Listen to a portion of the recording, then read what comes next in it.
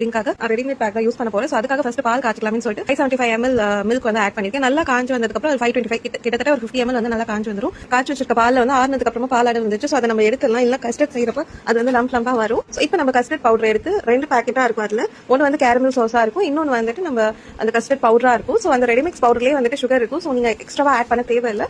அந்த readymix powder போட்ட உடனே நீங்க வந்துட்டு மிக்ஸ் பண்ணிட்டே இருக்கணும் சிம்ல வச்சு. இல்லைன்னா வந்து அடி பிடிச்சிரும், அது லம்ஸா ஃபார்ம் ஆயிடும். நல்லா ஒரு 2 to 3 மினிட்ஸ்க்கு வந்துட்டு நல்லா மிக்ஸ் பண்ணிக்கிட்டே இருங்க.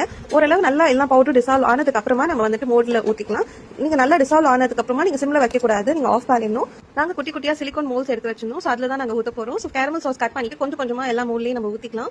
நீங்க இப்படி இல்லாம ஒரு பெரிய பவுல்ல கூட ஊத்திக்கலாம். நான் வந்துட்டு யூஸ்வலா கேக் மோல்ல ஊத்திட்டு அதுல வந்து அப்படியே நான் இன்வெர்ட் பண்ணிட்டு ட்ரேல சர்வ் பண்ணிக்குவேன் கட் பண்ணி. இந்த டைம் வந்து டிஃபரெண்டா ட்ரை பண்ணலாம், குட்டி குட்டியா ட்ரை பண்ணலாம். ஷாசியாக்கு இந்த மாதிரி ரொம்ப பிடிக்குமே சொல்லிட்டு குட்டி குட்டி பவுல்ல வந்துட்டு நான் வந்துட்டு சர்வ் பண்ணிருந்தேன். ரொம்பவே நல்லா இருந்துச்சு பாக்குறதுக்கே. உங்ககிட்ட குட்டி குட்டி கப் இல்ல ஸ்டெயின்லெஸ் ஸ்டீல் கிளாஸஸ் இருந்தாலும் ட்ரை பண்ணி பாருங்க. அதுவுமே ரொம்ப அழகா இருக்கும் பாக்குறதுக்கு இன்வெர்ட் பண்ணதுக்கு அப்புறமா. இப்போ நம்ம அந்த கேரமல் சாஸ்லாம் ஊத்தி வச்சிருக்கோம், அந்த குட்டி குட்டி கப்ஸ்ல வந்து மில்க் ஊத்திக்கலாம். இந்த கேரமல் கஸ்டர்ட் வந்து ரொம்பவே டேஸ்டியா இருக்கும். ஸோ நீங்க கண்டிப்பா ட்ரை பண்ணி பாருங்க.